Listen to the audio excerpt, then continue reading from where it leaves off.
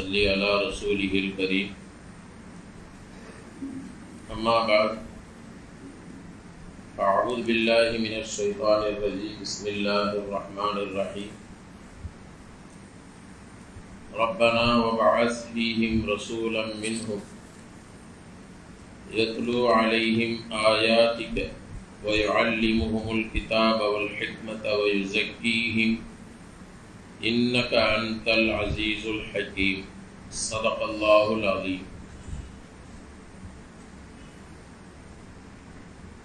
இப்ராஹிம் அலைஹிஸ்ஸலாம் அவர்கள் காபத்துல்லாவை கட்டியதற்கு பிறகு செய்த துவாக்கள் அவைகளை அல்லாஹ் வரிசைப்படுத்தி சொல்லி வருகிறார்.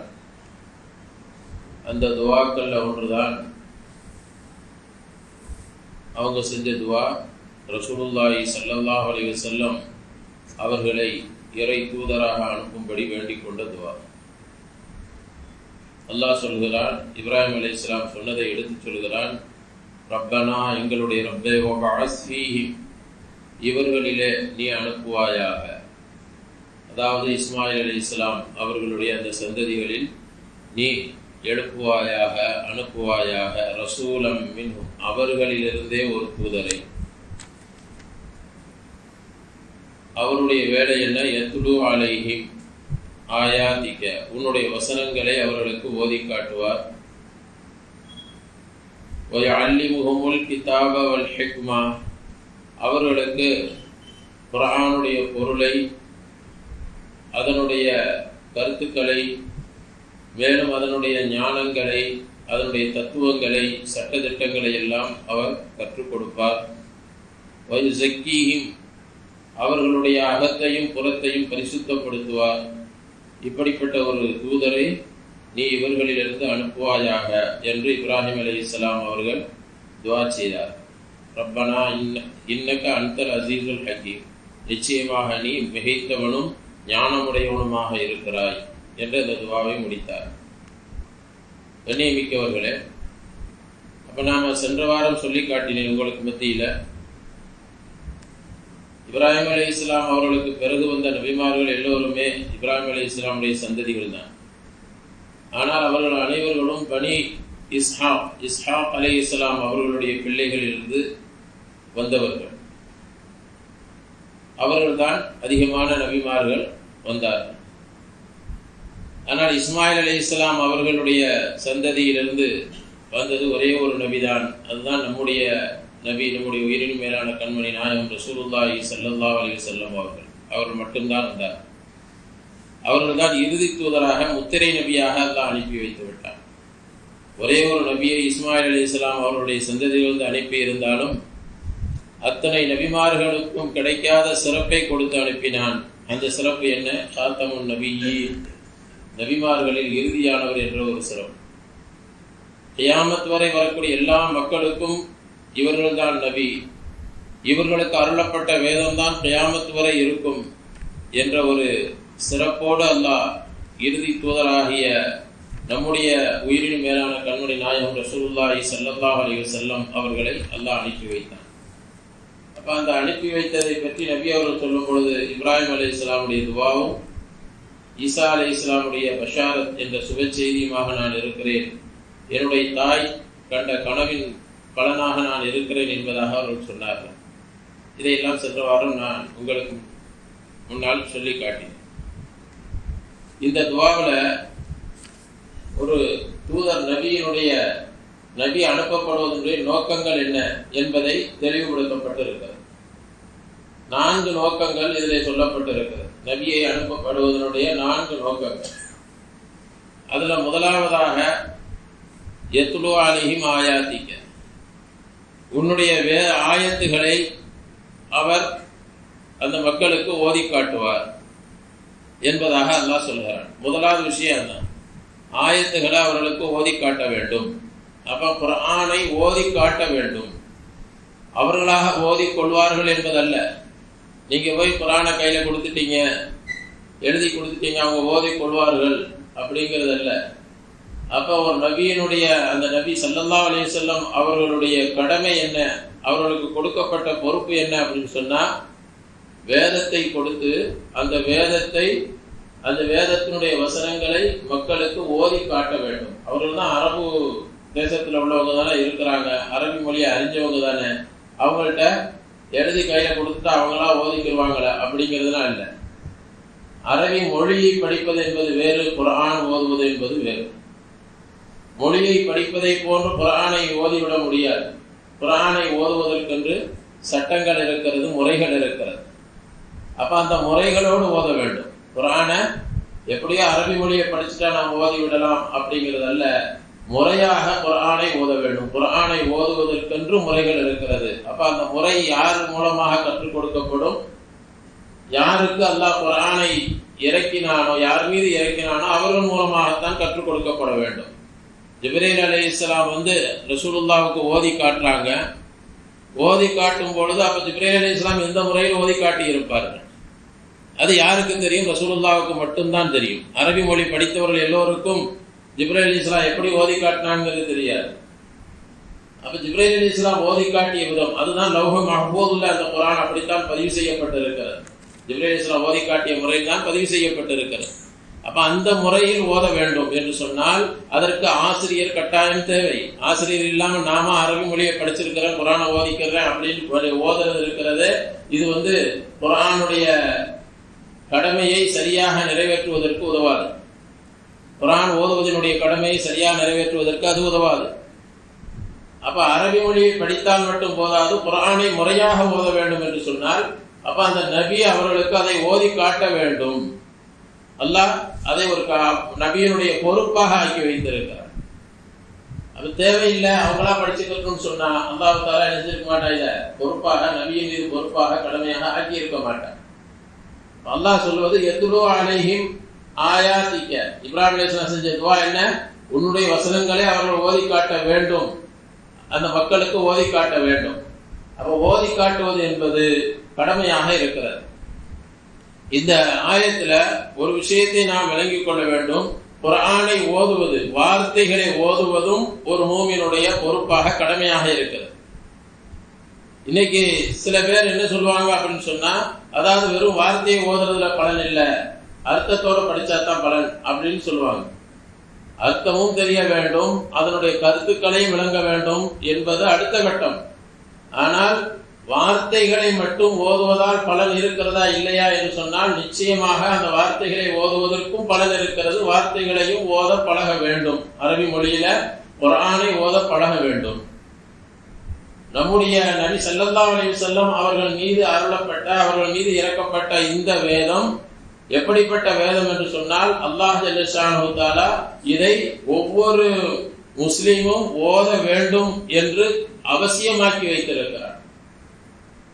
இன்னைக்கு உலகத்துல மற்ற வேதங்கள் எல்லாம் அதை எல்லோரும் படிக்க முடியாது, எல்லாரும் தொடக்கூட முடியாது. அப்படிப்பட்ட நிலையில் இருக்கும் பொழுது அல்லாஹ் இதை ஓதணும்னு சொல்லி வச்சிருக்கிறார். அப்ப அதனால இது கட்டாயமாக வார்த்தைகளும் ஓதப்பட வேண்டும். குர்ஆனுடைய வார்த்தைகள் பாதுகாக்கப்பட வேண்டும் என்று சொன்னால் அதனுடைய வார்த்தைகளை ஓத தெரியணும், அதை மனப்பாடம் செய்ய வேண்டும். அப்பதான் குர்ஆனுடைய வார்த்தைகள் பாதுகாக்கப்படும். இன்னைக்கு உலக 1400 ஆண்டுகளை கடந்தும் குர்ஆனுடைய வார்த்தைகள் பாதுகாக்கப்பட்டு வருகிறது. அதில் எந்த மாற்றமும் செய்யப்படாமல் பாதுகாக்கப்பட்டு வருகிறது என்று சொன்னால் வார்த்தைகளை ஓதியதின் காரணமாக, அந்த குர்ஆனுடைய வார்த்தைகளை மனனம் செய்ததின் காரணமாக. அது அவசியம் இல்லை அப்படின்னு சொல்லியிருந்தா அன்னைக்கு குர்ஆனுடைய வார்த்தைகளை எவ்வளவு மாற்றப்பட்டிருக்கும். இன்ஜீல் தௌராத்துல மாற்றம் செய்யப்பட்டதை போன்று குர்ஆனிலும் என்ன செய்யப்பட்டிருக்கும்? வார்த்தைகள் மாற்றம் செய்யப்பட்டிருக்கும். ஏட்டா எப்படி வேண்டாலும் யார் வேண்டாலும் இந்த வார்த்தை வேண்டாம் சொல்லி பயன்படுத்தி இருப்பாங்க. ஏன்னா ஒரே அர்த்தத்திற்கு பல வார்த்தைகள் இருக்கிறது. அது மாதிரி வேறு வார்த்தைகளை கொண்டு சொல்லி இருப்பார். குர்ஆன் லௌஹே மஹ்பூத்ல இருந்து ஜிப்ரீல் அலைஹிஸ்ஸலாம் அவர்கள் மூலமாக நபியின் மீது எந்த வார்த்தையை கொண்டு ஒரு சட்டத்தை சொல்வதற்கு, ஒரு கருத்தை சொல்வதற்கு, ஒரு வரலாற்றை சொல்வதற்கு எந்த வார்த்தையை கொண்டு ஜிப்ரீல் அலைஹிஸ்ஸலாம் ஓதி காட்டினார்களோ அதே வார்த்தை இன்றளவும் பாதுகாக்கப்பட்டு வருகிறது. ஒரு விஷயத்தை சொல்வதற்கு வார்த்தைகள் கூட மாற்றப்படாமல் பாதுகாக்கப்பட்டு வருகிறது என்று சொன்னால் அதற்கு அடிப்படை காரணம் என்ன? குர்ஆனை ஓத வேண்டும் என்பதும் கடமையாக்கப்பட்டிருப்பதன் காரணமாக, அவசியமாக்கப்பட்டிருப்பதன் காரணமாகத்தான். குர்ஆனை அதனுடைய வார்த்தைகளையும் மனப்பாடம் செய்யப்பட்டிருப்பதன் காரணமாகத்தான் அது பாதுகாக்கப்பட்டு வருகிறது. கண்ணியத்திற்குரியவர்களே, அப்போ குர்ஆனை ஓதுவது என்பது வீணான செயல் அல்ல. குர்ஆனுடைய வார்த்தைகளை படிப்பது என்பது அது வீணான செயல் அல்ல. அதற்கும் மிகப்பெரிய ஒரு கூலியை நமக்கு நபி ஸல்லல்லாஹு அலைஹி வஸல்லம் அவர்கள் வாக்குறுதியாக கொடுத்திருக்கிறார்கள். அதற்கு நிறைய நன்மைகளை சொல்லி இருக்கிறாங்க நபி ஸல்லல்லாஹு அலைஹி வஸல்லம்.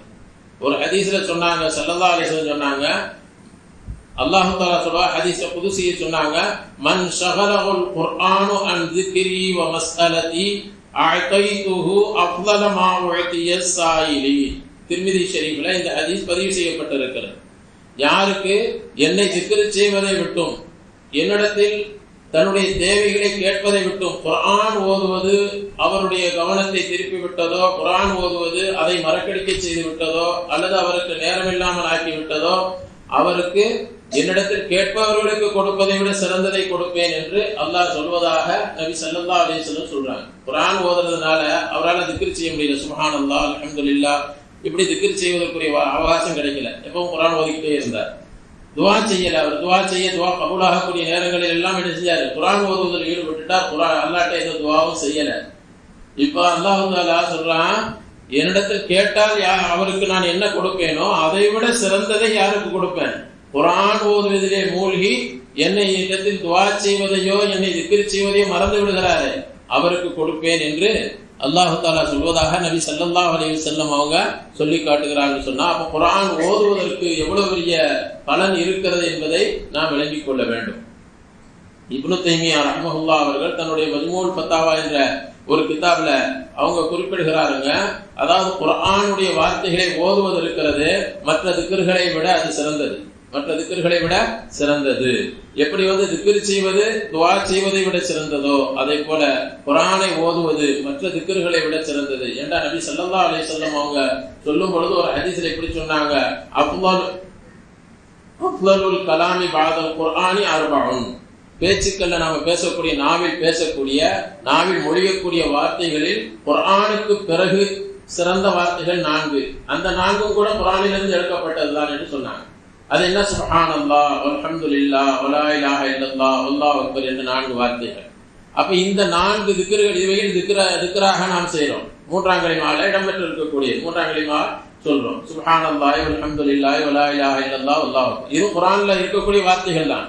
ஆனாலும் கூட நபி அவங்க சொல்லும்போது குர்ஆனுக்கு அடுத்து சிறந்தது இது என்று சொன்னார்கள். அப்ப முதல் இடம் இருப்பது எது சொன்னா திக்ர்களை விட குர்ஆன் தான் சிறந்தது என்பதை, குர்ஆன் ஓதுதான் சிறந்தது என்பதை அந்த ஹதீஸ் உணர்த்தி காட்டுகிறது என்று இப்னு தைமியா ரஹ்மஹுல்லாஹ் அவர்கள் சொல்லி காட்டுகிறார்.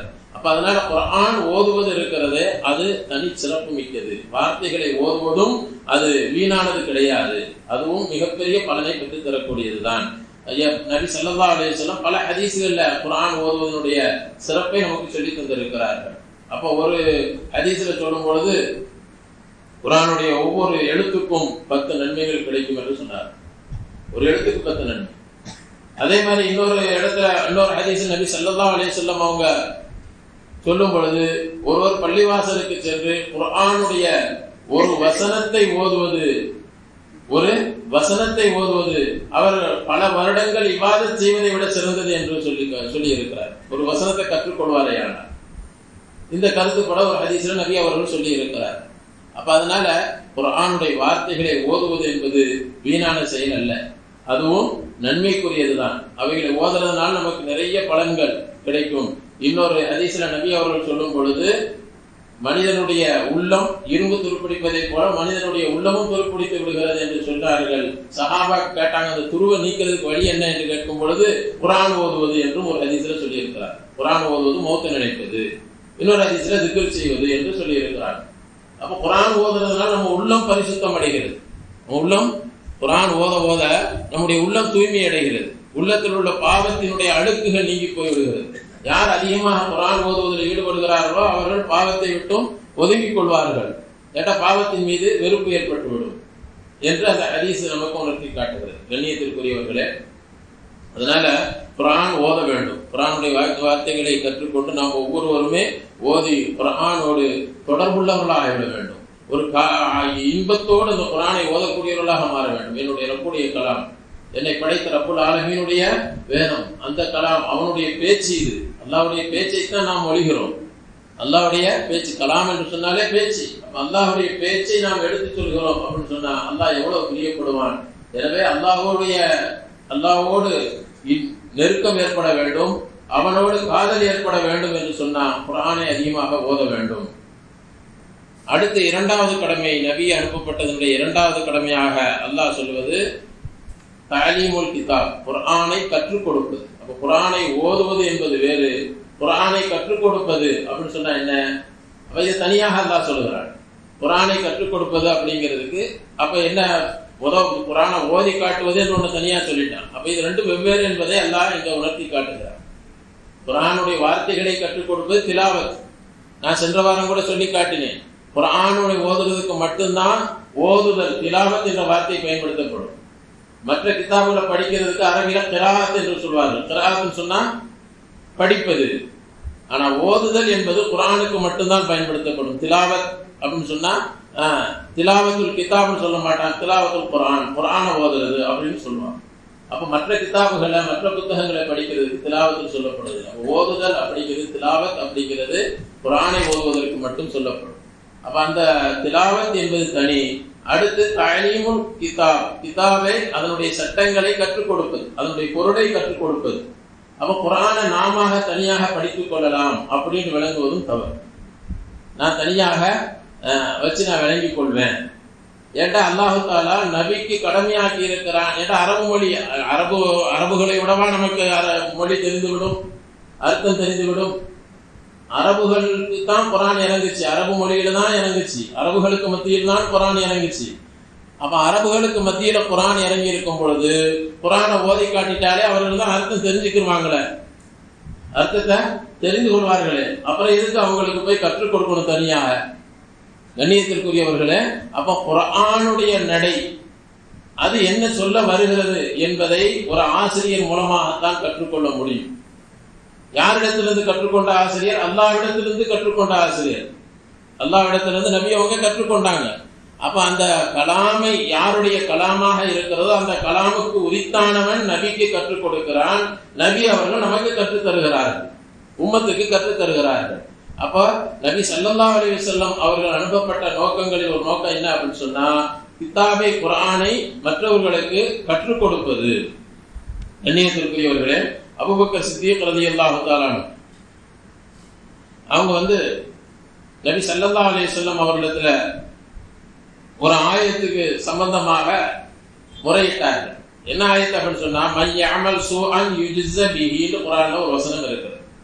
யார் ஒரு தீமையை செய்து விடுவாரோ அதற்கு அவர் தண்டனை அளிக்கப்படுவார், அதற்கு அவர் பகரம் அளிக்கப்படுவார் என்று அல்லாஹ் குர்ஆன்ல ஒரு வசனத்தை இறக்கி இருக்கிறார். இப்ப இந்த வசனம் இறங்கின உடனே நபி ஸல்லல்லாஹு அலைஹி வஸல்லம் அவர்களிடத்துல அபூபக்கர் சித்தீக் ரலியல்லாஹு அன்ஹு, அப்ப நபிக்கு அடுத்த ஸ்தானத்தில் உள்ளவங்க யாரு? அபூபக்கர் ரலியல்லாஹு அன்ஹு. அவ்வளவு உயர்ந்த சஹாபி, அவ்வளவு உயர்ந்த சஹாபி. அவங்க இந்த ஆயத்து இறங்கின உடனே நபியிடத்துல சொல்றாங்க, யார சொல்லலாம்? அப்படியானால் சொன்னாங்க, மாஹாரிஹி பி முபக்கியத்தின் மின்னா, எங்கள்ல இருந்து யாரையும் இந்த ஆயத்தை விட்டு வைக்காதே. அப்படின்னா நாங்க எல்லாருமே தண்டிக்கப்படுவோமே. ஏன்னா மனிதனா பிறந்த எல்லாருமே தப்பு செய்யக்கூடியவர்கள் தானே. அப்ப நாங்க எல்லாமே மறுமையில பிடிக்கப்பட்டு விடுவோமே அப்படின்னு பயந்தாங்க. நபியிடத்துல கேட்டாங்க, யார் என்ன தப்பு செஞ்சாலும், சின்ன தவறு செய்தாலும் தண்டிக்கப்படுவார்கள் என்ற வசனம் இறங்கியவுடன் நபியிடத்துல அவங்க கேட்கிறாங்க, நாங்க எல்லாருமே இதுல மாட்டிக்கிறோமே, எல்லாருமே மாட்டிக்கொள்வோமே, யாருமே இதை தப்பிக்க முடியாதுன்னு கேட்டாங்க. அப்ப இதுல நாம ஒரு விஷயத்தை விளங்கணும். இன்னைக்கு நம்மள நிறைய பேரு நான் பரிசுத்தமானவன், நான் எந்த பாவம் செய்யாதீங்க, அபூபக்கர் ரலியல்லாஹு அன்ஹு விடவா நாம உயர்ந்துட்டோம். உலக மக்கள் ரசூல் நபிமார்களுக்கு அடுத்து உலக மக்கள் அனைவருடைய ஈமான ஒரு தட்டில வச்சு அபூபக்கருடைய ஈமான ஒரு தட்டில வச்சா அபூபக்கருடைய ஈமான் தான் எடையால் கடந்து விடும் என்று சொல்லப்பட்டவர்கள். அப்படிப்பட்ட ஈமானுடையவர்கள் அந்த அபூபக்கர் ரலியல்லாஹு அன்ஹு பயப்படுறாங்க. நாமளும் ஏன்னா நம்மகிட்ட அப்ப தப்பு இருக்குங்கிறத அவங்க ஒத்துக்கிடுறாங்க. அப்ப தவறு செய்யக்கூடியவன் தான் ஒத்துக்கிறது பெரிய விஷயம். நான் ஒரு பாவி, நான் பாவம் செய்யக்கூடியவன் தான், அதை ஒத்துக்கொள்வது அல்லாஹ்வுக்கு பிடிக்குமான. நாமெல்லாம் பாவம் செய்யாதவன் யார் நினைக்கிறாரோ அல்லாஹ்வை விட்டும் தூரமாகி விடுவார். அல்லாஹ் விட்டு அவர் என்ன செஞ்சிருவாரு? அல்லாஹ்வுக்கு அப்படிப்பட்ட எண்ணம் பிடிக்காது. நானும் பாவம் செய்யக்கூடியவன் தான், மனிதன் தானே, பாவம் செய்யக்கூடிய இயல்போடு தான் படைக்கப்பட்டிருக்கிறேன். அப்ப பாவம் செஞ்சுட்டேன், அல்லாட்ட மன்னிப்பு கேட்கணும். அதுதான் அல்லாஹ் விரும்புறான். அப்ப அதனாலதான் அபூபக்கர் ரலியல்லாஹு அன்ஹு கேட்டாங்க, மஹாலியி முபக்கியத்தி மின்னா, இந்த வார்த்தைக்கு விளக்கம் சொல்றதா எங்கள்ல இருந்து யாரையும் அது விட்டு வைக்காத, இந்த வசனம் யாரையும் விட்டு வைக்காதேன்ட்டாங்க. அப்ப ரசூலுல்லாஹி ஸல்லல்லாஹு அலைஹி வஸல்லம் அவங்க சொன்னாங்க, அதாவது அப்ப அபூபக்கருக்கு கூட அந்த ஆயத்தினுடைய கருத்து என்ன என்று விளங்கவில்லை. அபூபக்கரை விட சிறந்த மனிதர் ஒருத்தர் கிடையாது நபிக்கு அடுத்து. ஆனால் அபூபக்கர் ரலியல்லாஹு அன்ஹு அவர்களுக்கு கூட அந்த வசனத்தின் கருத்து என்ன என்பது விளங்கவில்லை. அப்ப அது கற்றுக் கொடுக்கப்பட கற்றுக் கொடுக்க வேண்டிய தேவை இருக்கிறது. அரபு குர்ஆனை ஒரு ஆசிரியர் கற்றுக் கொடுக்க வேண்டிய தேவை இருக்கிறது. நபி கற்றுக் கொடுத்து ஆக வேண்டும் என்ற தேவை இருக்கிறது என்பதை இது நமக்கு உணர்த்தி காட்டுகிறது. அப்ப நபி அவங்க அதுக்கு விளக்கம் சொன்னாங்க. யா அபூபக்கர் இன்னமா யுஜ்ஸல் முஃமினு பிஹா ஃபித் துன்யா. அபூபக்கரே, தவறு செஞ்சிட்டா அதற்கு பகரமாக ஒரு முஃமினான மனிதன் உலகத்திலேயே அதற்கு பகரம் கொடுக்கப்பட்டு விடுவான். சின்ன சின்ன தவறுகள் இருக்குது, அதற்கு பகரத்தை அல்லாஹ் என்ன செஞ்சிருவான், உலகத்திலேயே கொடுத்துருவான். கியாமத்து நாள்ல காபிர்களுக்கு அதற்கு பகரமாக தண்டிக்கப்படுவார்கள். அதனால கியாமத்துல நீங்க பிடிக்கப்பட மாட்டீங்க. ஏட்டா அது அல்லாஹ் குர்ஆன்ல சொல்றான், நன்மைகள் தீமைகளை அழித்து விடும். சின்ன சின்ன பாவங்கள் இருக்குது, அதெல்லாம் நம்ம அடுத்து செய்யக்கூடிய சில நன்மையான காரியங்களால் அழிக்கப்பட்டு விடும். அதே மாதிரி நமக்கு தலைவலி வருகிறது, நபி அவங்க அதை அடுத்து தெளிவாகவே சொல்றாங்க. அபூபக்கரே, உங்களுக்கு களைப்புகள் ஏற்படுவது இல்லையா, அலஸ்த தன்சிகு அலஸ்த தஹஸனு, உங்களுக்கு கஷ்டம் ஒரு களைப்பு ஏற்படுறது இல்லையா, ஏதாவது வேலை செஞ்சு களைக்கிறீங்க, கவலைகள் வருகிறது ஏதாவது செயலின் காரணமாக. அதே மாதிரி உங்களுக்கு கஷ்டங்கள், நோயினால் வரக்கூடிய கஷ்டங்கள் ஏற்படுகிறது, தலைவலி வருது, காய்ச்சல் வருது, இது மாதிரிலாம் வர்றது இல்லையா? ஆமாண்டாங்க. அப்ப அதுதான் நீங்க கொடுக்கப்படக்கூடிய அந்த தவறுக்கு பகரமாக கொடுக்கப்படக்கூடிய பகரமாக இருக்கிறதுன்னு சொன்னாங்க. நீங்க செய்யக்கூடிய தப்புகளுக்கு பகரம் அதுதான் அப்படின்னு சொன்னாங்க நபியோ. அப்ப இதை விலக்கி வச்சாங்க. எதுக்கு சொல்றாங்கன்னு சொன்னா, அதாவது குர்ஆனை ஒரு மனிதர் நேரடியாக வெறும் பொருளை பார்த்து, தர்ஜுமத்துல் குர்ஆனை பார்த்து மட்டும் எல்லாவற்றையும் விளங்கிவிட முடியாது. எல்லாவற்றையும் விளங்கிவிட முடியாது. சில விஷயங்கள் விளங்கிக் கொள்ளும். திக்ர் செய்யுங்கன்னு சொன்னா இதை விளங்குறதுக்கு நமக்கு பெரிய குர்ஆனுடைய விரிவுரையாளர் தேவையில்லை. திக்ர் செய்யணும்னு அல்லாஹ் சொல்றான். தொழுங்கன்னு சொன்னா தொலை சொல்றாங்கிறது தெரிஞ்சுக்கணும். ஆனா எப்படி சொல்லணுங்கிறது சொல்றதுக்கு ஒரு வழிகாட்டி தேவை. தொழுங்கன்னு சொல்றது நம்ம புரிஞ்சு கொள்றது லேசு. எப்படி சொல்லணுங்கிறது சொல்றத அதை சொல்றதுக்கு ஒரு ஆள் தேவைப்படுது. அதுதான் நபி அவங்க செஞ்சாங்க. அதுதான் அல்லாஹ் சொல்றான், அல்லிமுஹுமுல் கிதாப், அவர்களுக்கு அந்த வேதத்தை குர்ஆனை அவர்கள் கற்றுக் கொடுத்தார்கள், கற்றுக் கொடுக்கக்கூடியவர்களாக இருப்பார்கள். கற்றுக் கொடுப்பது அவர்களுக்கு கடமையாக இருக்கிறது, பொறுப்பாக இருக்கிறது என்று அல்லாஹ் ஜல்ல ஷானஹு வ தஆலா சொல்லி காட்டுகிறார். கண்ணியத்திற்குரியவர்களே, சில மேதாவித்தனம் உள்ளவர்கள் என்ன சொல்றாங்க அப்படின்னு சொன்னா, அறியாமையின் காரணமாக, மார்க்கத்தை பற்றி சரியாக அறியாததின் காரணமாக, அதாவது குர்ஆன் இருக்கிறது அது நபியுடைய வேலை என்ன அப்படின்னு சொன்னா, குர்ஆனை கொண்டு மக்கள்கிட்ட கொண்டு கொடுக்கிறது தான். அவர் ஒரு போஸ்ட்மேன் மாதிரி. நபி என்ன ஆக்கிட்டாங்க, போஸ்ட்மேன் மாதிரி. அவருக்கு வேலை என்ன, அல்லாஹ்ட்ட இருந்து வாங்கி உம்மத்துல ஒப்படைக்கிறது தான் அவர் வேலை. அதுக்கு அடுத்து அதை படிச்சு விளங்குறது நம்முடைய பொறுப்பு. தனியா நாம தான் என்ன செஞ்சு படிச்சு விளங்கிக்கணும் அப்படின்ட்டு சில பேர் அறியாமையினால் சொல்லக்கூடியவர்கள் இருந்தார்கள். அவர்களுடைய சொல்லை பின்பற்றக்கூடியவர்களும் இன்று நாட்டில் இருக்கிறாங்க, உலகத்துல இருக்கிறாங்க. அவங்களை பின்பற்றக்கூடியவர்கள் இருக்கிறாங்க. ஆனா அவங்க எந்த அளவுக்கு அறியாமையில் இருக்கிறாங்க என்பதை நாம் விளங்கிக் கொள்ள வேண்டும். அப்படி அவர்கள் அல்லாஹ் நபியினுடைய வேலை வெறும் குர்ஆனை ஒப்படைப்பதுதான் என்று சொன்னால், அப்ப அல்லாஹ் தஆலா எதுக்கு இதை சொன்னோம், அல்லிமுஹுமுல் கிதாப், அவர்களுக்கு வேதத்தை கற்றுக் கொடுப்பார்கள் என்று எதற்கு சொல்லணும்? அதே மாதிரி இன்னொரு வசனத்தில் அல்லாஹ் தஆலா சூரத்துன் நஹ்ல்ல ஒரு வசனத்தில் அல்லாஹ் சொல்லி காட்டுகிறான், வஅன்ஸல்னா இலைக்க திக்ர லிதுபய்யின லின்னாஸி மா நுஸில இலைஹிம். நபியை பார்த்து அல்லாஹ் சொல்றான், வஅன்ஸல்னா இலைக்க திக்ர, உங்களிடத்தில் குர்ஆனை நாம் இறக்கி வைத்தோம். குர்ஆனை உங்களிடத்தில் இறக்கி வைத்தோம். எதற்காக அப்படின்னு சொன்னா, அவர்களின் பக்கம் இறக்கப்பட்ட அந்த வேதத்தை ஜனங்களுக்கு நீங்கள் தெளிவுபடுத்த வேண்டும் என்பதற்காக. அப்ப நபி என்ன செய்யும் சொன்னா, வெறும் குர்ஆன வார்த்தைகளை ஓதி காட்டியதோ நிறுத்திவிடக் கூடாது. அவர்களுக்கு அதனுடைய சட்டங்களை தெளிவுபடுத்த வேண்டும், அதை விளக்கி சொல்ல வேண்டும். இதற்கு இன்ன விளக்கம், இதற்கு இன்ன பொருள் என்பதை எல்லாம் குர்ஆனுடைய வார்த்தைகளுக்கு அர்த்தத்தையும் அதனுடைய பொருளையும் அதனுடைய கருத்துக்களையும் சட்டங்களையும் அவர் என்ன செய்யணும், தெளிவுபடுத்த வேண்டும். அதுதான் அடுத்து இதற்கு அடுத்த வார்த்தையில வல் ஹிக்மத் என்று சொல்றாங்க. ஹிக்மத்தையும் சொல்லிக் கொடுக்கணும்னு சொன்னா சட்ட நுணுக்கங்கள், அதில் இருக்கக்கூடிய சட்ட நுணுக்கங்கள், நுணுக்கமான பல விஷயங்கள் குர்ஆனுக்குள் மறைந்து இருக்கிறது. அந்த விஷயங்களே என்ன செய்யணும், நபிதான் வெளியே விலக்கி கொடுக்கணுமே ஒழிய நேரடியாக யாரும் குர்ஆனை பார்த்து பொருளை பார்த்து மட்டும் என்ன செஞ்சுக்க முடியாது, அறிந்து கொள்ள முடியாது. மொழி தெரிந்து விட்டது, அதனால் நான் குர்ஆனை விளங்கிக் கொள்வேன் அப்படி என்று விளங்கிக் கொள்ள முடியும் என்று நினைப்பது இருக்கிறது, இது தவறாக இருக்கிறது. இப்படி நினைப்பது தவறு, வழிகட்டு கொண்டு போயிடும்.